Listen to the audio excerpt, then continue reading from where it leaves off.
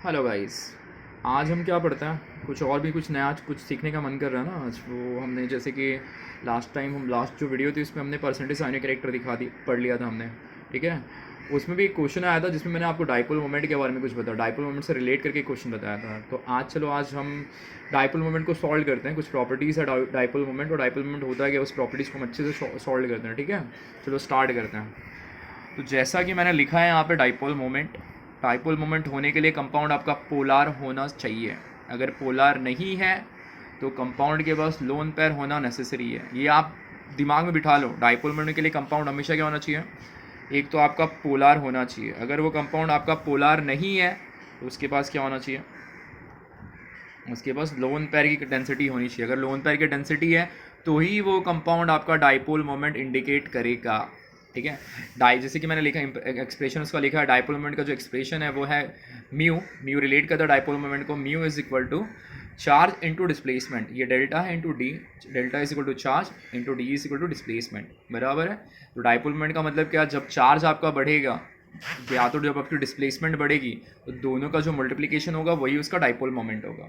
Dipole एक word हो रहा है ना, डाइपोल मतलब दो पोल, मतलब प्लस माइनस जनरेट होना चाहिए वहाँ पे, या तो फिर लोन पेयर होना चाहिए। ठीक है, तो डाइपोल मोमेंट का इंडिकेशन होता है म्यू का जब हम कैलकुलेट करते हैं तो वो चार्ज इंटू डिस्प्लेसमेंट होता है। डाइपोल मोमेंट का जो यूनिट होता है ना उसको डीबाई कहते हैं। तो डाइपोल मोमेंट को हम 1D, जैसे मैं बता देता हूँ, डाइपोल मोमेंट का जो यूनिट होता है उसको हम कहते हैं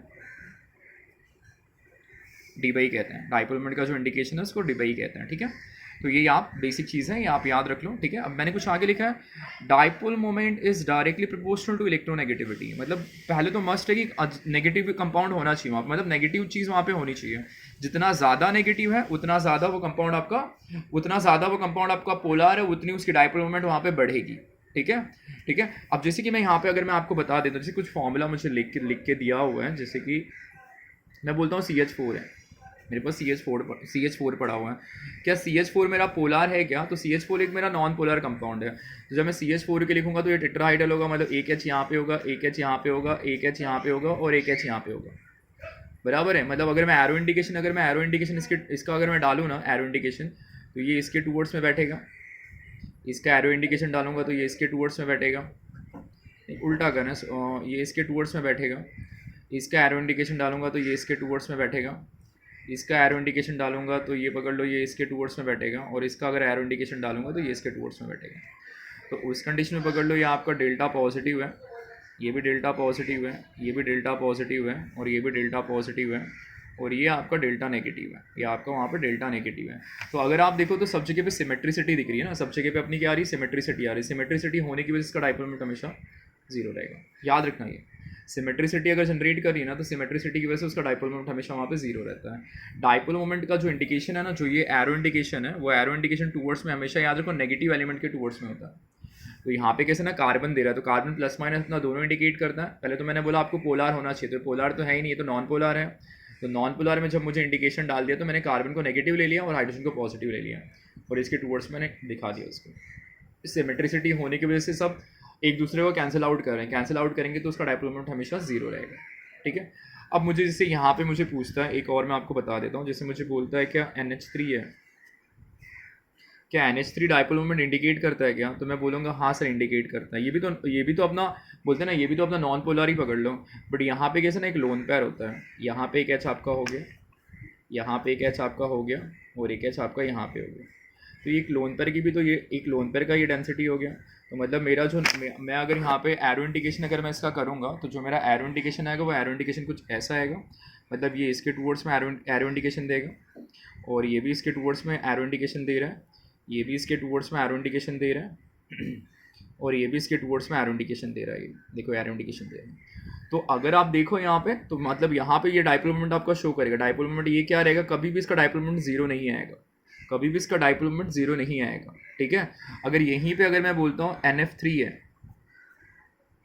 NF3 का डाइपोल मोमेंट क्या होगा, तो अगर मैं इसको भी इंडिकेट करूँ तो ये N हो गया, ऊपर तो लोन पेयर पड़ा ही रहेगा। मतलब यहाँ पे एक F हो गया, यहाँ पे एक F हो गया, और यहाँ पे एक F हो गया। ठीक है। तो मतलब ये लोन पेयर वाला काम तो वैसे का वैसे ही करेगा। तो मतलब जो मेरा पहला जो एरो इंडिकेशन था वो इसके टूवर्ड्स में जाएगा। मतलब अगर मेरा जो मैं पहला एरो इंडिकेशन बनाऊँ तो ये इसके टूवर्ड्स में जाएगा। नाइट्रोजन और फ्लोरीन में ज़्यादा नेगेटिव कौन है? नाइट्रोजन और फ्लोरीन में। तो दूसरा नेगेटिव ये इसके टूवर्ड्स में भी एरो आएगा। इसका एरो इंडिकेशन बनाऊंगा तो ये भी इसके टूवर्ड्स में एरो इंडिकेशन आएगा। इसका एरो इंडिकेशन बनाऊंगा तो ये भी इसके टूवर्ड्स में एरो इंडिकेशन आएगा। ठीक है। तो अब मैं यहाँ पे लिखता हूँ इसका डाइपोल मोमेंट है ना जीरो होगा। इसका डाइपोल मोमेंट हमेशा जीरो रहेगा, बट इसका डाइपोल मोमेंट जीरो नहीं होगा। क्यों ऐसा हो रहा है? तो मैं आपको एक चीज़ अच्छे से यहाँ पे मैं बता देता हूँ। देखो यहाँ पे मैंने लिखा हुआ है एरो इंडिकेशन है ना, अगर एक ही डायरेक्शन में ट्रेवल करते हैं, एरो इंडिकेशन अगर वन डायरेक्शन एरो इंडिकेशन होते हैं तो उसका डाइपोल मोमेंट जीरो कभी नहीं होता। अगर एरो इंडिकेशन अपोजिट एक बोलते हैं ना, अप जा रहा है एक डाउन जा रहा है, तो दोनों एक दूसरे को कैंसिल आउट करते हैं। अगर एक दूसरे को कैंसिल आउट करेंगे तो उसका डाइपोल मोमेंट हमेशा जीरो रहेगा। तो वही चीज़ यहाँ पे आ रही है। अगर आप NH3 के रिस्पेक्ट में अगर आप देखोगे ना, तो ऊपर लोन पेयर था, तो एक एरो इंडिकेशन मेरा इलेक्ट्रॉन नेगेटिव के टूवर्ड्स में ऊपर गया।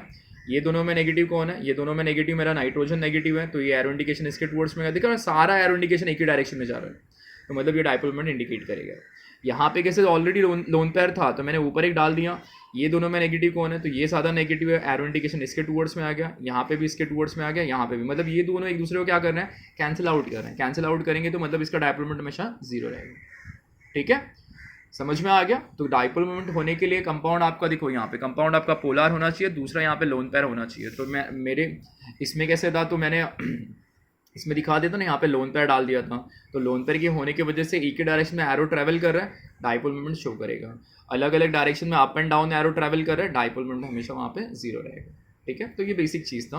अल्केन का मैं आगे आपको और अच्छी तरीके से बता दूंगा, अल्केन का डाइपोल मोमेंट के बारे में। ठीक है, तो डाइपोल मोमेंट के बारे में देख लो। इसका उसको हम उसको इंडिकेट करते हैं डिवाइस है 1D जिसको कहते हैं। फॉर्मूला होता है चार्ज इंटू डिस्प्लेसमेंट होता है। डाइपोल मोमेंट का जो एरो इंडिकेशन है वो टूवर्ड्स हमेशा नेगेटिव होना चाहिए, टूवर्ड्स हमेशा नेगेटिव। जो जितना ज़्यादा नेगेटिव उसका डाइपोल मोमेंट उतना ज़्यादा। और एरो इंडिकेशन अगर एक ही डायरेक्शन में ट्रैवल कर रहा है तो डाइपोल मोमेंट आपका जीरो नहीं होगा। अगर एक ऊपर एक नीचे जा रहा है, एक ऊपर एक नीचे जा रही है, और उस कंडीशन में डाइपोल मोमेंट हमेशा इसका जीरो रहेगा। तो ये आपको बेसिक चीज़ है, ये आपको दिमाग में बिठा के रखनी है। ठीक है, चलो अब हम स्टार्ट करते हैं, अल्काइन का डाइपोल मोमेंट देखते हैं। ठीक है, तो जब हम अल्काइन की तरफ जब आते हैं ना, तो वहाँ पे अल्काइन में अगर आप देखो तो डाइपोल मोमेंट में ना कभी भी सिमेट्रिसिटी नहीं होनी चाहिए। डाइपोल मोमेंट के अंदर कभी भी सिमेट्रिसिटी नहीं होनी चाहिए। सिमेट्रिसिटी मतलब क्या? दोनों जगह के ग्रुप्स एक ही नहीं होने चाहिए। अगर आप यहाँ पे देखो तो ये एसिटिलीन का फॉर्मूला है, ये मेरा प्लस है, ये मेरा माइनस है। मतलब एरो इंडिकेशन दिख रहा है इसके टूवर्ड्स में जा रहा है। यहाँ पे ये प्लस है, ये माइनस है, एरो इंडिकेशन इसके टूवर्ड्स में आ रहा है। देखो एक सीधा जा रहा है, एक उल्टा आ रहा है, मतलब एक दोनों अपोजिट डायरेक्शन में एक दूसरे को कैंसिल कर रहे हैं। डाइपोल मोमेंट इसका जीरो हो गया, डाइपोल मोमेंट यहाँ पे जीरो हो गया। अब यही चीज़ मैं आपको यहाँ पे दिखा रहा हूँ, यही चीज़ मैं आपको यहाँ दिखा रहा हूँ। अगर इस कंडीशन में अगर आप ध्यान दो, इस कंडीशन में अगर यहाँ पे अगर आप ध्यान दो तो यहाँ पर देखो तो ये भी प्लस ये माइनस है, यहाँ पे ये माइनस ये प्लस है। बट ये क्या है? ये क्या है? ये इलेक्ट्रॉन डोनेटिंग ग्रुप है। ये इलेक्ट्रॉन क्या करेगा? डोनेटिंग। ये प्लस आई ग्रुप होता है, इलेक्ट्रॉन डोनेटिंग ग्रुप होता है। जब ये इलेक्ट्रॉन इसको देगा ना, ये हमेशा इसको इलेक्ट्रॉन देता है।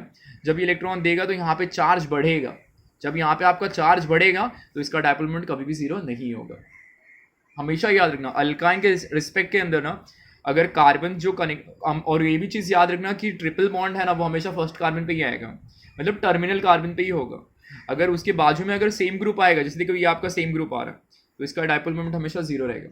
इसका डाइपोल मोमेंट हमेशा यहाँ पे जीरो रहेगा। बराबर दे रहा है?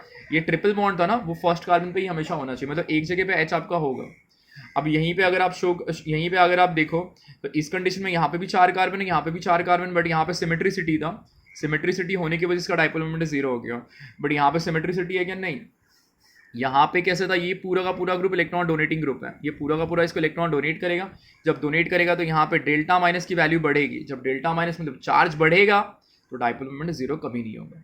तो हमेशा अल्काइन के रिस्पेक्ट में एक चीज़ आप बराबर दिमाग में बिठा लेना।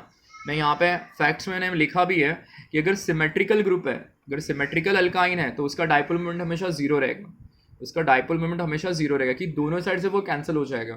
ठीक है, और अगर अनसिमेट्रिकल है, और अनसिमेट्रिकल में भी कंडीशन ही है कि ट्रिपल बॉन्ड हमेशा फर्स्ट पे होना चाहिए, ट्रिपल बॉन्ड हमेशा फर्स्ट पे होना चाहिए। तो एक साइड पे अगर आपका कोई भी बोलते हैं ना अल्काइल ग्रुप, कोई भी अल्काइल ग्रुप अगर होता है तो वो तो प्लस आई ग्रुप है, वो हमेशा इलेक्ट्रॉन देता है। जब वो इलेक्ट्रॉन देगा, डेल्टा माइनस का चार्ज बढ़ाएगा तो मतलब मैंने आपको बता दिया डाइपोल मोमेंट का मतलब होता है चार्ज इनटू डिस्प्लेसमेंट। मतलब चार्ज बढ़ा मतलब उसका डाइपोल मोमेंट कभी भी जीरो नहीं होगा। सिमेट्रिकल है तो जीरो होगा, और अगर सिमेट्रिकल नहीं है तो उसका डाइपोल मोमेंट कभी भी जीरो नहीं होगा। ठीक है। तो ये अल्काइन का डाइपोल मोमेंट था, ये हमने ने अल्काइन का डाइपोल मोमेंट ऐसे निकाल दिया। डाइपोल मोमेंट का एक बार फॉर्मूला आप देख लो, एरो इंडिकेशन नेगेटिव टुवर्ड्स में होना चाहिए। एक डायरेक्शन में अगर एरो ट्रैवल कर रहे हैं तो डाइपोल मोमेंट शो करेगा, जीरो नहीं होगा। अपोजिट डायरेक्शन में ट्रैवल करें तो डाइपोल मोमेंट हमेशा आपका जीरो होगा। मैंने कुछ चीज़ें आपको लोन पेयर और NH3 और NF3 में भी मैंने आपको बता दी। NH3 का डाइपोल मोमेंट हमेशा NF3 से ज़्यादा होता है, ठीक है। चलो आगे बढ़ते हैं। तो अल्काइन का कर लिया। अब बात करते हैं अल्कीन के बारे में, ठीक है। अब अल्कीन में ना आप एक चीज़ दिमाग में बिठा लो, सीस और ट्रांस। अल्कीन में आप एक चीज़ दिमाग में हमेशा बिठा लो, सीस अल्कीन और ट्रांस अल्कीन। अब अगर आप ध्यान दो यहाँ पे तो देखो दोनों साइड पे HH आ रहा है, सेम ग्रुप आ रहा है, तो ये आपका सीस हो गया। दोनों साइड पे अलग अलग ग्रुप आ रहा है, दिख रहा है, अलग अलग ग्रुप आ रहा है, तो ये आपका ट्रांस हो गया। अब मैंने क्या बोला, ये अल्काइल ग्रुप है, ये इलेक्ट्रॉन डोनेटिंग ग्रुप है, ये इलेक्ट्रॉन इसको देगा, इलेक्ट्रॉन इसको देगा, ये प्लस ये माइनस पकड़ लो, इलेक्ट्रॉन इसको देगा तो यहाँ पे चार्ज बढ़ाएगा, ये भी तो इसको इलेक्ट्रॉन दे रहा है।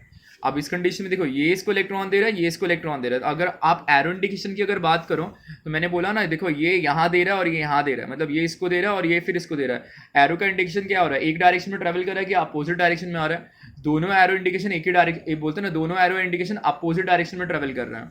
मतलब एक बोलते हैं ना, एक ऐसा आ रहा है तो दूसरा वाला मेरा ऐसा आ रहा है, दिख रहा है। तो ये दोनों एक दूसरे को कैंसिल आउट करेगा, तो डाइपोल मोमेंट हमेशा इसका जीरो रहेगा।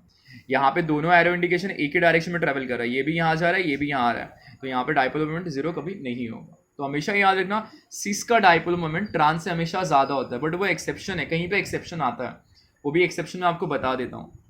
समझ में आया। एरो इंडिकेशन का अगर डायरेक्शन है ना, अगर एक ही डायरेक्शन में दोनों एरो अगर एक ही डायरेक्शन में अगर मूव कर रहे हैं तो डाइपोल मोमेंट कभी भी जीरो नहीं होगा, और अगर अपोजिट डायरेक्शन में मूव कर रहे हैं तो डाइपोल मोमेंट हमेशा उसका जीरो रहेगा। बट ये एक्सेप्शन है, मतलब हमेशा सीस का डाइपोल मोमेंट ट्रांस से ज़्यादा नहीं होता, इसका हमेशा जीरो नहीं होता। अब उसका जीरो क्यों नहीं होता वो भी मैं आपको रीज़न बता देता हूँ। और एक चीज़ आप याद रख लेना, मैं चलो आगे बताता हूँ। अब कुछ मैंने फैक्ट्स यहाँ पर लिखे हुए हैं।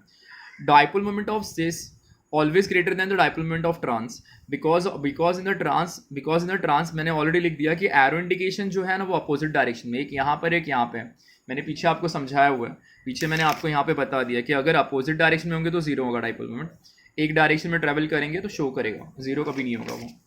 तो ये आ गया वहाँ पर, ठीक है। और ये जो फैक्ट है ना, ये जो फैक्ट है ये ओनली फॉर हाइड्रोकार्बन्स, मतलब जो भी मतलब अल्काइल ग्रुप्स यहाँ पे साइड में होने चाहिए, अल्काइल ग्रुप्स यहाँ पे साइड में होने चाहिए, ठीक है। अब थोड़ा और एक आगे चीज़ एक मैं आपको अच्छी तरीके से बता देता हूँ। अगर आप यहाँ पर देखो अगर यहाँ पे एक फॉर्मूला मैंने बनाया, एच यहाँ पर है, एच यहाँ पे दिख रहा है, ट्रांस आ रहा है, यहाँ पे दोनों एच एक ही प्लेन में आ रहा है, एक ही साइड पे आ रहा है, दोनों एच मेरा एक ही साइड पे आ रहा है, तो ये मेरा सिस हो गया। अब थोड़ा सा दिमाग लगाओ, ये इलेक्ट्रॉन डोनेटिंग ग्रुप है, एरो इंडिकेशन इसके टुवर्ड्स में हो गया। ये इलेक्ट्रॉन विड्रॉइंग ग्रुप है, ये इलेक्ट्रॉन यहाँ से खींच के लेके जाएगा, ये एरो इंडिकेशन इसके टुवर्ड्स में हो गया। ये इलेक्ट्रॉन डोनेटिंग ग्रुप है, ये इलेक्ट्रॉन विड्रॉइंग ग्रुप है, दिख रहा है। ये इसमें देखो आप, एक यहाँ आ रहा है तो एक ऊपर, एक नीचे आ रहा है तो एक ऊपर आ रहा है, तो मतलब ये तो कैंसिल होकर जीरो हो गया।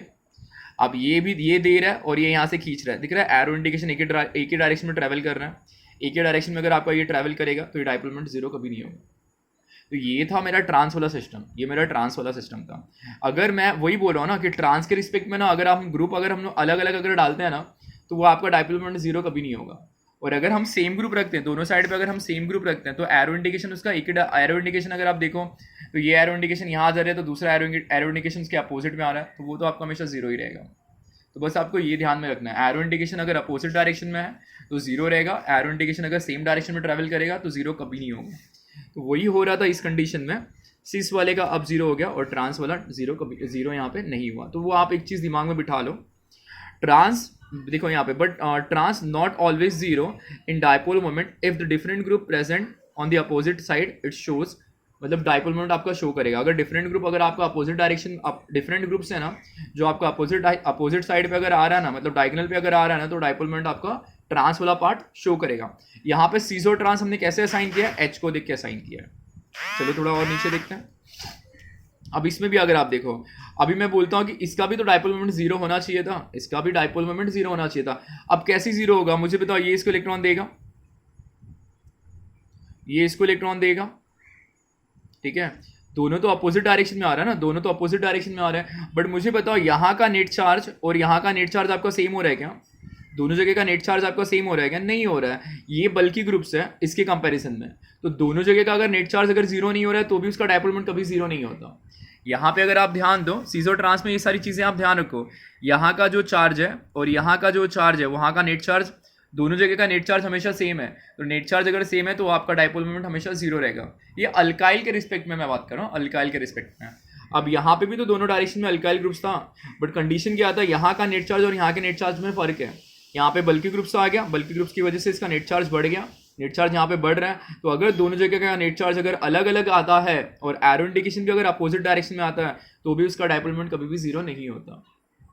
तो ये चीज़ आप एक हाइड्रोकार्बन के रिस्पेक्ट में कुछ एक्सेप्शन था, एक्सेप्शन पे आप अच्छी तरीके से ध्यान दो। डिफरेंट ग्रुप आया तो आपको देखने की जरूरत ही नहीं है, डिफरेंट ग्रुप अगर आ रहा है तो आपको देखने की जरूरत ही नहीं है।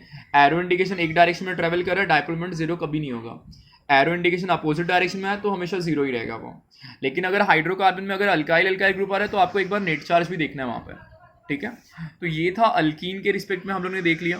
अल्कीन के रिस्पेक्ट में हमने देखा, इसके पहले हम लोगों ने अल्काइन में देख लिया, अल्काइन में हमने सिमेट्रिसिटी देख लिया। अब इसमें कुछ फैक्ट्स हैं, वो फैक्ट्स मैं आपको बता देता हूँ। देखिए यहाँ पे मैंने लिखा भी है। फैक्ट्स ये कहता है कि boiling point of cis always greater than the boiling point of trans. Boiling point of the cis always greater than the boiling point of the trans, ठीक है। cis का बॉइलिंग पॉइंट ट्रांस से हमेशा ज़्यादा होता है, बट कौन से केस में, वो आपको डाइपोल मोमेंट आपको देखना है वहाँ पे। अगर डाइपोल मोमेंट उसका समझ लो अगर जीरो आ रहा है ना डाइपोल मोमेंट, तो ट्रांस वाले का बॉइलिंग पॉइंट कम होगा। अगर डाइपोल मोमेंट उसका जीरो नहीं आ रहा है तो उसका हमेशा ज़्यादा रहेगा। कौन से, हाइड्रोकार्बन में। लेकिन अगर मैं दूसरा अलग अलग ग्रुप डालूँ, क्लोरीन डाल दूँ, कहीं पे OH डाल दूँ, उस वाले कंडीशन में अगर अदर केसेस अगर आते हैं, अदर ग्रुप वाले केसेस आते हैं, तो वो उल्टा हो जाएगा, वो उल्टा हो जाएगा। तो जिसका डाइपोल मोमेंट, ये तो ईजी है, वो जिसका डाइपोल मोमेंट है ना जीरो नहीं हुआ तो मतलब उसका बॉइलिंग पॉइंट हमेशा ज़्यादा रहेगा, तो वो आप वहाँ से असाइन कर सकते हो। समझ में आ गया। तो ये अपना cis और ट्रांस के रिस्पेक्ट में था। अब आते हैं हम लोग फिर से डाइपोल मोमेंट ऑफ अल्केन के बारे में। तो मैंने ऑलरेडी आपको बता दिया कि अल्केन एक नॉन पोलर कंपाउंड है। अल्केन आपका एक नॉन पोलर कंपाउंड है। नॉन पोलर होने की वजह से इसका डाइपोल मोमेंट हमेशा जीरो रहता है, उसका डाइपोल मोमेंट हमेशा जीरो रहता है। मीथेन तो आपको जनरल, मीथेन तो मैंने आपको बता दिया कि इसका जो चार्ज होता है ना वो तीनों के बराबर होता है, तो ये तीनों का चार्ज हमेशा जीरो ही रहता है। तो जब इसका जीरो रहेगा चार्ज तो ऑब्वियसली इसका भी जीरो आएगा, तो इसका नेट डाइपोल मोमेंट हमेशा जीरो आएगा। सब एक दूसरे की सिमेट्रिसिटी है तो एक दूसरे को सब कैंसिल करते रहेंगे। कोई भी अल्केन आप उठा लो, मीथेन, ईथेन, प्रोपेन, कोई भी अल्केन उठा लो, वहाँ पे सिमेट्रिसिटी बैठेगी तो उसका नेट डाइपोल मोमेंट हमेशा जीरो रहेगा। तो कुछ फैक्ट्स भी मैंने लिख दिए हैं यहाँ पे, देखो ना, यहाँ पे लिखा है all the hydrogen atoms cancel with each other. वो हाइड्रोजन एटम आपस में एक दूसरे के चार्ज को कैंसिल करेंगे। All the alkane shows the zero dipole moment because the bond formation between two similar atom. मतलब अगर मैं प्रोपेन भी लूँ तो प्रोपेन का जो मिडल होगा CH2 होगा ना। मतलब प्रोपेन में अगर मैं बात करूँ तो CH3 है, C है, यहाँ पे H है, यहाँ पे H है और फिर यहाँ पे CH3 है। तो ये भी तो एक दूसरे को कैंसिल आउट करना है, कैंसिल आउट करेंगे तो इसका भी डाइपोल मोमेंट हमेशा जीरो रहेगा। तो अल्कीन का डाइपोल मोमेंट हमेशा जीरो रहता है। कहने का मतलब अल्कीन और अल्काइन डाइपोल मोमेंट शो करते हैं, बट अल्कीन कभी भी डाइपोल मोमेंट शो नहीं करता। रीज़न है उसका क्योंकि ये तो एक आपका नॉन पोलर है, वहाँ पे हम लोग पोलैरिटी निकाल सकते हैं। बॉन्ड, डबल बॉन्ड की पाई बॉन्ड होने की वजह से वहाँ पे हम लोग पोलैरिटी निकाल सकते हैं। और क्या क्या कैसे कैसे किया वो भी आप एक बार फिर से देख लो। दोनों जगह का डायरेक्शन अगर अपोजिट डायरेक्शन में जीरो, सिमेट्रिसिटी बैटरी है जीरो, सिमेट्रिसिटी नहीं है, शो करेगा dipole moment. Arrow indication opposite direction. फिर ये भी मैंने एक फैक्ट्स आपको बता दिया, लोन पेयर के रिस्पेक्ट में भी आपको डाइपोल मोमेंट वो शो करके देगा। वो लोन पेयर के रिस्पेक्ट में भी वो भी आपको डाइपोल मोमेंट शो करके देगा। NH3 और NF3 में NH3 का डाइपोल मोमेंट ज़्यादा होता है। क्यों होता है? बिकॉज वो एक दूसरे को कैंसिल नहीं करते हैं। इसमें एक दूसरे को वो कैंसिल करते हैं। एक ऊपर जा रहा है, एक नीचे जा रहा है, आपस में कैंसिल हो जाएगा। सारा एरो एक ही डायरेक्शन में ट्रैवल करेगा, जीरो कभी नहीं होगा। वो फैक्ट्स मैंने यहाँ पे आपको बता दिया था। दिख रहा है एरो इंडिकेशन एक डायरेक्शन में ट्रैवल कर रहा है, जीरो नहीं होगा। अपोजिट डायरेक्शन में आ रहा है, जीरो हो जाएगा। ठीक है, तो ये हमने अल्कीन का कर लिया, ये हमने अल्कीन का cis और ट्रांस देख लिया। ठीक है, अगर हाइड्रोकार्बन के रिस्पेक्ट में था तो ये कंडीशन था, अगर हाइड्रोकार्बन के रिस्पेक्ट में नहीं है तो ऐसा एक कंडीशन था। और अगर हाइड्रोकार्बन का एक एक्सेप्शन केस था, ये भी देख लो। दोनों जगह का नेट चार्ज देख के भी हम डाइपोल मोमेंट को कैलकुलेट कर सकते हैं। ठीक है, बॉइलिंग पॉइंट वाला भी एस्पेक्ट मैंने, बॉइलिंग पॉइंट वाला भी कॉन्सेप्ट मैंने वहाँ पे आपको बता दिया। ठीक है, नेट अगर डाइपोल मोमेंट अगर आपका जीरो नहीं है तो उसका बॉइलिंग पॉइंट हमेशा ज़्यादा रहेगा, ये आप देख लेना। अल्कीन का तो जीरो होता ही है। ठीक है, अब आगे बढ़ते हैं। अब आप बोलोगे सर आपने अल्केन अल्काइन का तो बता दिया बट बेंजीन का नहीं बताया आपने, तो बेंजीन वाला भी कुछ देख लो, कुछ कॉन्सेप्ट वहाँ पे भी देख लो। अब यहाँ पे कैसे ना, मोनो सब्सटीट्यूटेड बेंजीन मैंने लिखा है मोनो सब, मतलब बेंजीन के ऊपर कोई भी एक सिंगल ग्रुप अगर आए, तो अगर कोई भी बेंजीन के ऊपर कोई भी सिंगल ग्रुप अगर आता है ना तो वो डाइपोल मोमेंट इंडिकेट करता है, मतलब वो चार्ज अपना शिफ्ट करता है। तो अगर वो आपका चार्ज शिफ्ट करेगा उसका डाइपोल मोमेंट कभी भी जीरो नहीं होगा। ये याद रखो, सिंगल कोई भी ग्रुप अगर आता है, कोई भी group, methyl, ethyl, chlorine, cyanide, कुछ भी आता है, इसका डाइपोल मोमेंट कभी भी जीरो नहीं होगा। अब यहाँ पे कंडीशन डाल दिया dipole moment of di substituted group. Di substitute मतलब अगर दो ग्रुप आया तो क्या करेंगे, तो उसमें अलग अलग केसेस हैं। तो केस 1 कह रहा है, if the two groups are either electron donating और the electron withdrawing then the dipole moment order is, सबसे ज़्यादा डाइपोल मोमेंट होता है ऑर्थो का, उसके बाद होता है मेटा का, उसके बाद होता है पैरा का। अगर आप देखो यहाँ पे, if the two groups either are the electron donating और द इलेक्ट्रॉन विड्रॉइंग है, तो इलेक्ट्रॉन डोनेटिंग, ये इलेक्ट्रॉन डोनेटिंग ग्रुप है कि इलेक्ट्रॉन विड्रॉइंग ग्रुप है, क्लोरीन। क्लोरीन तो इलेक्ट्रॉन विड्रॉ करके लेके जाएगा यहाँ पे, दोनों ग्रुप मेरे सेम दे रहे हैं वो, या तो दोनों डोनेटिंग हो या तो दोनों विड्रॉइंग हो, कंडीशन है। ऐसा नहीं कि एक डोनेटिंग एक विड्रॉइंग हो, वो नहीं, या तो दोनों डोनेटिंग हो या तो दोनों विड्रॉइंग हो। तो उस कंडीशन में हमेशा डाइपोल मोमेंट ऑर्थो का ज़्यादा होता है, उसके बाद मेटा आता है, उसके बाद पैरा आता है। तो कंडीशन आप देख लो, कंडीशन आप देख लो, मैंने ऑर्थो बना दिया, मेटा बनाया, पैरा बना दिया। अब दूसरा case, if the one group is electron donating and other one is electron withdrawing, एक इलेक्ट्रॉन डोनेट करेगा, एक इलेक्ट्रॉन विड्रॉ करेगा, तो उस केस का ऑर्डर अलग हो गया। पहले सबसे ज़्यादा डाइपोल मोमेंट पैरा का होगा, उसके बाद मेटा का होगा, उसके बाद ऑर्थो का होगा। ठीक है, तो दोनों कंडीशन याद रखो, अगर या तो दोनों डोनेटिंग दोनों विड्रॉइंग होगा तो आपका ऑर्डर ये है, एक डोनेटिंग के साथ एक विड्रॉइंग होगा तो आपका ऑर्डर ये है, आपका ऑर्डर ये है। दिख रहा है यहाँ पे मैंने बना दिया, यहाँ पे ये आपका पैरा हो गया, सब में मिथाइल फिक्स पे आया, ये आपका पैरा हो गया, ये आपका मेटा हो गया, ये आपका ऑर्थो हो गया। तो ये कंडीशंस आपको याद रखना है, ये कंडीशन आप याद रखोगे ना, सारी चीज़ें आपकी बहुत अच्छी तरीके से क्लियर हो जाएंगी। ठीक है, अब कभी कभी क्या होता है पता है, कभी कभी क्या होता है कि ये तो पकड़ लो, मैंने यहाँ पे जैसे क्लोरीन क्लोरीन डाला, यहाँ पे भी क्लोरीन क्लोरीन डाला, यहाँ पे भी क्लोरीन क्लोरीन डाला, यहाँ पे कैसे ना डोनेटिंग विड्रॉइंग डाला। कभी कभी क्या होता है कि दोनों ग्रुप अगर पैरा पे आएंगे तो क्या होगा, तो उसका भी मैंने एक कंडीशन लिखा हुआ है, if two same groups attach to the para position, if the two same group attach to the para position then the dipole moment always zero। अब देखो यहाँ पे ये भी क्लोरीन है, यहाँ पे भी क्लोरीन है, यहाँ पे भी CH3, यहाँ पे भी CH3, यहाँ पे भी साइनाइड है, यहाँ पे भी साइनाइड है, सबकी प्रॉपर्टी सेम है, दोनों की प्रॉपर्टी यहाँ पे सेम है। जब दोनों की प्रॉपर्टी सेम है और दोनों अगर पैरा पे आएंगे, दोनों की प्रॉपर्टी सेम है, दोनों अगर पैरा पे आएंगे, डाइपोल मोमेंट 100% उसका जीरो रहेगा, उसका डाइपोल मोमेंट हमेशा जीरो रहेगा, बिकॉज ये लीनियर मोमेंटम्स होते हैं। अब आप ये लीनियर मोमेंटम्स आप पढ़ना, ये ढूंढना, कुछ काम आप भी कर लेना मेरे लिए, लीनियर मोमेंटम आप देखना वहाँ पे, कॉन्सेप्ट समझो। दोनों सेम ग्रुप अगर पैरा पैरा पे होते हैं तो डाइपोल मोमेंट हमेशा उसका जीरो रहता है। अब कुछ एक्सेप्शन है यहाँ पे, ये एक्सेप्शन है, जैसे यहाँ पे भी OH है, यहाँ पे भी OH है, यहाँ पे भी एसिटेट ग्रुप है, यहाँ पे भी एसिटेट ग्रुप है, ये दोनों का डाइपोल मोमेंट जीरो नहीं हुआ, बिकॉज यहाँ पे डबल डाइपोल मोमेंट का कैरेक्टर जनरेट होता है। यहाँ पे अभी डबल डाइपोल मोमेंट एक अलग कॉन्सेप्ट है, ये मैं आपको दूसरे किसी वीडियो में आपको मैं बताऊंगा। बस ये चीज़ आप एक्सेप्शन याद रखो, इससे रिलेटेड क्वेश्चन बहुत सारे एग्जाम में आपके पूछते हैं, इससे रिलेटेड ना बहुत सारे क्वेश्चन आपके एग्जाम में पूछते हैं। तो ये दो चीज़ है यहाँ पे याद रखो, ये दो आप बोलोगे सर यहाँ पे OH, यहाँ पे जैसे यहाँ पे क्लोरीन, तो आपने जीरो डाल दिया, तो यहाँ पे भी आपको जीरो डालना है। ठीक है, तो यहाँ पे हाइड्रोजन की प्रेजेंस की वजह से यहाँ पे डबल डाइपोल मोमेंट जनरेट होता है, डबल डाइपोल मोमेंट जनरेट होने की वजह से इसका डाइपोल मोमेंट कभी भी जीरो नहीं होता। ठीक है, ये सारी कंडीशन आप बेंजीन के रिस्पेक्ट में याद रखना। फिर से मैं आपको बता देता हूँ, देख लो आप, मोनो सब्स्टिट्यूटेड है ना बेंजीन के ऊपर, कोई भी अगर सिंगल ग्रुप अगर आ रहा है तो डाइपोल मोमेंट शो करता है, उसका जीरो कभी नहीं होता।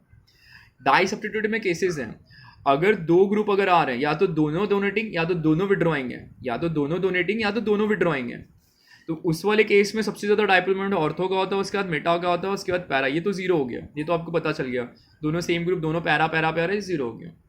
अब अगर ऐसे में क्या दे रहा है, if the one group is electron donating and other one is electron withdrawing, एक डोनेटिंग एक विड्रॉइंग है, तो उस कंडीशन में पैरा हमेशा ज्यादा होता है, पैरा का डाइपोल मोमेंट हमेशा ज्यादा होता है, उसके बाद मेटा, फिर उसके बाद ऑर्थो। ठीक है, अब उसी के बाद मैंने आपको ये भी इसमें बता दिया कि मतलब अगर बोलते हैं ना दो सेम ग्रुप अगर आते हैं तो जीरो होता है हमेशा डाइपोल मोमेंट, यहाँ पे भी जीरो होगा, यहाँ पे भी जीरो होगा। ये एक्सेप्शन केस था, यहाँ पे क्या था, H की प्रेजेंसी की वजह से यहाँ पे क्या था, डबल डाइपोल मोमेंट का कैरेक्टर जनरेट हो रहा था। ठीक है, डबल डाइपोल मोमेंट का कैरेक्टर जनरेट हो रहा था, जहाँ पे नॉन लीनियर मोमेंटम हो रहा था। अब ये linear momentum, non linear momentum आप पढ़ो, ढूंढो क्या होता है, कमेंट करके मुझे बताओ, नहीं समझा तो मैं आपको फिर से बताऊंगा ये। ठीक है, तो चलो एरोमेटिक वाला भी पार्ट हमने देख लिया, अब थोड़ा सा और आगे आते हैं। अभी ये हैलो अल्केन के रिस्पेक्ट में हम लोग देख लेते हैं, मतलब अल्काइल हैलाइड का डाइपोल मोमेंट कैसे फाइंड आउट करेंगे, अल्काइल हैलाइड का डाइपोल मोमेंट कैसे फाइंड आउट करेंगे। तो उसमें भी मैंने बोला था आपको, dipole moment directly proportional to negativity होती है, dipole moment directly proportional to negativity होती है। तो यहाँ पे अगर आप देखो तो मैंने CH3F लिखा हुआ है, CH3Cl लिखा हुआ है, CH3Br है, CH3I है। अगर आप देखो तो सबसे ज़्यादा नेगेटिव कौन है, मतलब नेगेटिव मतलब इलेक्ट्रॉन विड्रॉइंग ग्रुप, सबसे जल्दी इलेक्ट्रॉन कौन खींचता है, फ्लोरीन है, ब्रोमीन है, आयोडीन होता है। तो मतलब अगर डाइपोल मोमेंट का ऑर्डर अगर मैं निकालूँ तो पहले ये होना चाहिए, फिर ये होना चाहिए, फिर ये होना चाहिए, फिर ये होना चाहिए। मतलब ये अगर मैं निकालूँ तो पहले ये होगा, फिर ये होगा, फिर ये होगा, फिर ये होगा। बट ये कॉन्सेप्ट रॉन्ग होता है, ऐसा होता नहीं वो, ऐसा होता नहीं। क्यों नहीं होता? खाली ये फ्लोरीन क्लोरीन की वजह से होता है। क्यों नहीं होता? खाली ये फ्लोरीन क्लोरीन की वजह से होता है, बराबर है। क्यों होता है ऐसा? क्यों होता है पता है? क्लोरीन का जो, देखो मैंने यहाँ पे लिखा हूँ, क्लोरीन का जो इलेक्ट्रॉन गेन एंथैल्पी है ना, वो फ्लोरीन से ज़्यादा होता है। क्लोरीन का जो इलेक्ट्रॉन गेन एंथैल्पी होता है फ्लोरीन से ज़्यादा होता है, ठीक है। और यहाँ पे ना कैसा डिस्टेंस भी डोमिनेट करता है। अगर मैं फ्लोरीन और क्लोरीन की बात करता हूँ तो यहाँ पे डिस्टेंस भी डोमिनेट करता है। मतलब अगर डिस्टेंस आपका लार्ज होगा ना तो वहाँ पे चार्ज मैटर नहीं करता। खाली फ्लोरीन क्लोरीन में, खाली फ्लोरीन क्लोरीन में, और कहीं पे भी नहीं। फ्लोरीन क्लोरीन की जब हम बात करेंगे ना तो क्लोरीन का डिस्टेंस ज़्यादा होता है। अगर आप देखो तो नंबर ऑफ ऑर्बिटल ज़्यादा है। तो जब ज़्यादा डिस्टेंस वहाँ पे जब ज़्यादा हो गया तो मैंने आपको बताया था डाइपोल मोमेंट का फॉर्मूला चार्ज इनटू डिस्प्लेसमेंट काम करता है। तो वहाँ पे ये दोनों कंडीशन में क्या है, क्लोरीन और फ्लोरीन की कंडीशन में क्या बताया, डिस्टेंस डोमिनेट करता है। जब डिस्टेंस वहाँ पे डोमिनेट करेगा तो क्लोरीन का डाइपोल मोमेंट हमेशा फ्लोरीन से ज़्यादा होगा। रीज़न आप हमेशा डाल देना वहाँ पे, बिकॉज यहाँ पे डिस्टेंस डोमिनेट कर रहा है। फ्लोरीन का जो बोलते हैं ना बॉन्ड लेंथ है ना, फ्लोरीन के बॉन्ड लेंथ से छोटा होता है, इसलिए क्लोरीन का डाइपोल मोमेंट हमेशा ज़्यादा होता है। तो कभी भी ये ऑर्डर आप टिक मत करके आना, ये बहुत लोग रॉन्ग करके आते हैं। एक्चुअल ऑर्डर इसका ये है, मतलब CCl है, CF है, CBr है, CI है। अदर ग्रुप की अगर मैं बात करूँ ना, ये खाली हैलोजन के लिए है। अगर मैं बोलता हूँ आपको, अगर मैं बात करूँ आपको यहीं पे, अगर मैं कोई ग्रुप उठा देता हूँ, जैसे मैं अगर बोलता हूँ यहाँ पे, जैसे ये उठा लिया यहाँ पे, कैसे बोल सकते हैं, अगर मैं बोलता हूँ NH, अगर मैं बोलता हूँ NH3 है, PH3 है, और फिर पकड़ लो ASH3 है, ASH3 है। मैं बोलता हूँ सबसे ज़्यादा डाइपोल मोमेंट कहाँ पे, तो ये इसके बाद ही आता है। तो यहाँ पे डिस्टेंस डोमिनेट नहीं करता है, यहाँ पे डिस्टेंस डोमिनेट नहीं करेगा। मतलब सबसे ज़्यादा नेगेटिव कौन है? ये। मतलब पहले ये होगा, उसके बाद ये होगा, उसके बाद ये होगा। मतलब हमेशा याद रखो डाइपोल मोमेंट है ना, डाउन द ग्रुप हमेशा डिक्रीज होता है।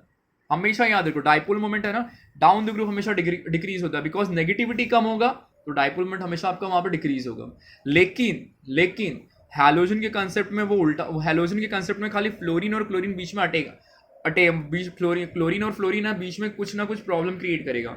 प्रॉब्लम कौन क्रिएट कर रहा है? क्लोरीन क्या कर रहा है? डिस्टेंस डोमिनेट है, क्योंकि वहाँ पे उसकी इलेक्ट्रॉन गेन एंथैल्पी ज़्यादा होती है। ज़्यादा होने की वजह से ये डिस्टेंस डोमिनेट करेगा और इसका डाइपोल मोमेंट हमेशा फ्लोरीन से ज़्यादा होगा। तो ये ऑर्डर हो जाएगा। तो ये आप याद रखना, ये आपको बहुत सारी बार ये क्वेश्चन जेईई नीट में पूछा ही है। हम ये टिक करके आते हैं, रॉन्ग जाता है, ये याद रखना, ये आपको पूछेगा ही पूछेगा। चलो बात करते हैं। अब बोलोगे सर आपने ये तो बता दिया, बहुत अच्छा कर दिया, आप थोड़ा आगे आते हैं। अब वही चीज़ यहाँ पे भी मैं आपको बताता हूँ ना, HCl और HF है, तो मेरा ये ज़्यादा नेगेटिव है, ये ज़्यादा नेगेटिव है इसके कंपैरिजन में। बट यहाँ पे क्या, ये डिस्टेंस डोमिनेट कर रहा है, डिस्टेंस डोमिनेट करने की वजह से इसका डाइपोल मोमेंट इससे हमेशा ज़्यादा होगा, ठीक है। बाकी किसी ग्रुप में नहीं है, बाकी हर एक ग्रुप में ना dipole moment down the group आपका हमेशा डिक्रीज होता है। अब अगर आप बोलोगे सर आप अल्काइल हैलाइड का तो डाइपोल मोमेंट बताया नहीं, तो अल्काइल हैलाइड का भी मैं आपको बता देता हूँ। जैसे 1 क्लोरीन है, 2 क्लोरीन है, 3 क्लोरीन है और 4 क्लोरीन है। तो मैंने आपको बोला ना ये सब तो एक दूसरे को कैंसिल आउट करेंगे, जैसे आपको दिख ही रहा है, सिमेट्रिसिटी बन रहा है 0, सिमेट्रिसिटी बन रहा है, इसका डाइपोल मोमेंट हमेशा 0, मतलब ये हमेशा लास्ट में ही रहेगा। अब इसको मैंने ऐसा लिखा, इसको मैंने ऐसा लिखा, इसको मैंने ऐसा लिखा। अब अगर आप देखो यहाँ पे, तो यहाँ पे 1 हैलोजन दे रहा है, यहाँ पे 2 हैलोजन है, यहाँ पे 3 हैलोजन है। तो अगर मैं हैलोजन बढ़ाऊंगा ना, तो यहाँ पे भी डिस्टेंस काम कर रहा है। हैलोजन बढ़ाऊंगा तो अट्रैक्शन बढ़ेगा, हैलोजन अगर बढ़ाऊंगा तो अट्रैक्शन बढ़ेगा, डिस्टेंस छोटा होते जाएगा। जब डिस्टेंस वहाँ पे छोटा होगा तो वहाँ पे डाइपोल मोमेंट आपका ऑब्वियसली आपका धीरे धीरे वो कम करते जाएगा। तो ये भी कॉन्सेप्ट है, डिस्टेंस डोमिनेट, डिस्टेंस है ना उस पर डोमिनेट करेगा वो। तो यहाँ पे इसका एक सिंगल क्लोरीन था, इसका डाइपोल मोमेंट 1.87 डी, मतलब डी बाई इसका आ रहा है 1.59 डी बाई, इसका 1.01, ये तो 0 आपको पता चला सिमेट्रिसिटी होने की वजह से। तो ये याद रखना, ये भी क्वेश्चन आपको एग्जाम में अल्काइल हैलाइड के कॉन्सेप्ट में पूछेगा ही पूछेगा। फिर से मैं आपको बोल देता हूँ, dipole moment down the group हमेशा डिक्रीज होता है, बिकॉज नेगेटिविटी वहाँ पे डिक्रीज होगा।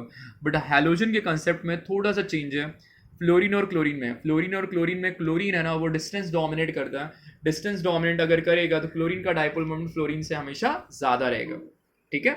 चलो थोड़ा और आ गया था। अब आप बोलोगे सर आपने इसका तो बता दिया, अब मैं थोड़ा और एक आपको बता देता हूँ। डाइपोल मोमेंट है ना, कभी कभी हम लोग ना उसको ना रेजोनेंस को छोड़ो, पहले मैं आपको ये बता देता हूँ। जैसे डाइपोल मोमेंट अगर हम कार्बोनिल ग्रुप्स का देखें, डाइपोल मोमेंट अगर हम लोग कार्बोनिल ग्रुप्स का देखें तब हम कैसे निकालेंगे। Dipole moment of carbonyl groups हम कैसे निकालेंगे, तो वो भी आप देख लो कैसे निकालते हैं। कार्बोनिल ग्रुप में तो आपको ये पता है कि ऑक्सीजन इलेक्ट्रॉन विड्रॉइंग ग्रुप है वो तो माइनस है और ये आपका प्लस है। अब इसमें हमेशा एक चीज़ याद रखना, जितना यहाँ पे चार्ज बढ़ेगा ना, जितना यहाँ पे चार्ज बढ़ेगा उतना उसका डाइपोल मोमेंट उतना उसका बढ़ते जाएगा। जितना ज़्यादा चार्ज ऑक्सीजन पे रहेगा उतना उसका डाइपोल मोमेंट बढ़ेगा, बस ये दिमाग में बिठा लो। अब देखो यहाँ पे जैसे एक फॉर्मूला है CH3 है, CH है और डबल बॉन्ड O दे रहा है। यहाँ पे दूसरा formula CH3 double bond O, मतलब ये एसीटोन है और ये एसिटल्डिहाइड है। इलेक्ट्रॉन डोनेटिंग ग्रुप है, इलेक्ट्रॉन देगा, ये इसको इलेक्ट्रॉन देगा। जब ये इसको इलेक्ट्रॉन देगा, जब इसको इलेक्ट्रॉन देगा तो ये इलेक्ट्रॉन इसके टूवर्ड्स में शिफ्ट होगा, चार्ज यहाँ पे बढ़ेगा। ये भी इलेक्ट्रॉन दे रहा है, ये भी इलेक्ट्रॉन दे रहा है, ये भी इलेक्ट्रॉन दे रहा है, ये भी इलेक्ट्रॉन दे रहा है, ये भी चार्ज इसके टूवर्ड्स में शिफ्ट होगा। ज़्यादा चार्ज कहाँ पे बढ़ेगा, यहाँ पे ज़्यादा बढ़ेगा। जब यहाँ पे ज़्यादा बढ़ेगा तो इसका डाइपोल मोमेंट इससे हमेशा ज़्यादा होगा। हमेशा याद रखो C double bond O group है ना, उसकी साइड में अगर बल्कि ग्रुप्स अगर आते हैं, मतलब अगर नंबर ऑफ कार्बन बढ़ेंगे तो डाइपोल मोमेंट हमेशा आपका बढ़ाएगा। वही चीज़ आप यहाँ पर देखो, इलेक्ट्रॉन विड्रॉइंग ग्रुप है, क्लोरीन है, देखो यहाँ पे ये इलेक्ट्रॉन विड्रॉइंग ग्रुप है, ये इलेक्ट्रॉन विड्रॉइंग ग्रुप है। और अगर यहाँ पे देखो तो ये भी इलेक्ट्रॉन विड्रॉइंग है, ये भी इलेक्ट्रॉन विड्रॉइंग ग्रुप है। तो इसका तो डाइपोल, ये तो एनर्जी खींच रहा है ना, मतलब चार्ज खींचेगा तो चार्ज तो यहाँ पे कम होगा, बट ये भी कम करेगा, बट ये तो दे रहा है ना, तो यहाँ पे कुछ ना कुछ तो इसके कंपेरिजन में थोड़ा इससे ज़्यादा ही रहेगा। तो यहाँ पे इसका A का डाइपोल मोमेंट B से हमेशा ज़्यादा रहेगा। तो कार्बोनिल में हमेशा याद रखो कि अगर प्लस आई ग्रुप अगर आते हैं कार्बोनिल वाले फॉर्म में, कार्बन को अगर प्लस आई ग्रुप अगर कनेक्टेड होते हैं, प्लस आई ग्रुप, तो वो डाइपोल मोमेंट को हमेशा इंक्रीज करते हैं। और अगर माइनस आई ग्रुप अगर कनेक्टेड होते हैं तो वो डाइपोल मोमेंट को हमेशा डिक्रीज करते हैं। तो मैं आपको लिख देता हूँ, directly proportional to plus I, inversely proportional to minus I. तो बस ये याद रखना, प्लस आई आए तो बढ़ाएगा, माइनस आई आएगा तो कम करेगा। और भी बहुत सारे मैंने यहाँ पे एग्जांपल लिख दिए हैं, देखो ना यहाँ पे ये भी अल्काइल ग्रुप सी है, ये 5 कार्बन है, यहाँ पे 3 कार्बन है। तो यहाँ पे वेट कम आ रहा है, तो यहाँ पे वेट कम आ रहा है, तो यहाँ पे कम चार्ज शिफ्ट होगा, यहाँ पे तो ज़्यादा चार्ज शिफ्ट होगा। तो इसका डाइपोल मोमेंट हमेशा जीरो, इसका डाइपोल मोमेंट हमेशा इसके कंपेरिजन में ज़्यादा रहेगा। डाइपोल मोमेंट सारे शो करेंगे, इसका भी डाइपोल मोमेंट जीरो नहीं होगा, इसका भी डाइपोल मोमेंट जीरो नहीं होगा, इसका भी डाइपोल मोमेंट जीरो नहीं होगा, इसका भी डाइपोल मोमेंट जीरो नहीं होगा। बट हमको पूछेगा क्या पता है किसका डाइपोल मोमेंट ज़्यादा है। तो डाइपोल मोमेंट के लिए आपको देखना क्या है, प्लस साइन। मास बढ़ता है ना तो डाइपोल मोमेंट आपका कार्बोनिल के रिस्पेक्ट में हमेशा बढ़ता है। ठीक है, तो हमने कार्बोनिल वाला भी चीज़ हमने कर लिया। इसमें भी फैक्ट देख लो, plus I group always increases the dipole moment because it is electron donating groups.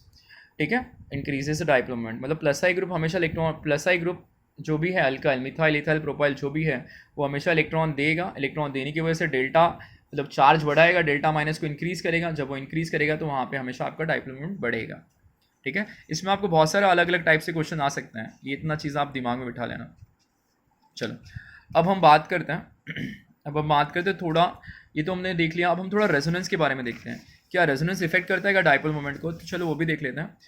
Dipole moment directly proportional to resonance, मतलब जितना ज़्यादा रेजोनेंस हो रहा है, रेजोनेंस होने का मतलब क्या, बॉन्ड शिफ्ट हो रहा है। बॉन्ड शिफ्ट होने की वजह से मतलब क्या हो रहा है, डिस्टेंस होगा ना, डिस्टेंस वो आपका हमेशा इंक्रीज़ करेगा। मतलब रेजोनेंस हो रहा है तो मतलब वहाँ पे चार्ज डोमिनेट नहीं कर रहा है, वहाँ पे डिस्टेंस डोमिनेट कर रहा है, मतलब डिस्टेंस बढ़ रहा है, डाइपोल मोमेंट को इंक्रीज़ कर रहा है। अभी आप देख लो यहाँ पे ये एक फॉर्मूला है, यहाँ पे प्लस है, यहाँ पे माइनस है। आपको पता है डबल बॉन्ड के अगर जस्ट बाजू में प्लस होता है तो ही रेजोनेंस फॉर्म करता है। रेजोनेंस के लिए कंडीशन याद रखना कि डबल बॉन्ड के नेक्स्ट वाला कार्बन हमेशा प्लस होना चाहिए। तो डबल बॉन्ड के बाजू वाला कार्बन प्लस होगा, अब ये प्लस इधर आएगा, ये प्लस इधर आएगा, तो मतलब क्या हो रहा है, डिस्टेंस बढ़ रहा है ना। अब यहाँ पे देखो हो रहा है क्या, यहाँ पे तो डबल बॉन्ड है ही नहीं, तो मतलब यहाँ पे रेजोनेंस हो रहा है क्या, नहीं हो रहा है। यहाँ पे रेजोनेंस हो रहा है कि नहीं हो रहा है, यहाँ पे रेजोनेंस होने की वजह से डिस्टेंस बढ़ रहा है। जब वो डिस्टेंस बढ़ेगा तो इसके कंपेरिजन में इसका डाइपोल मोमेंट हमेशा ज़्यादा रहेगा। तो मैंने वही लिखा है, ए इज ग्रेटर देन बी लिखा है वहाँ पर।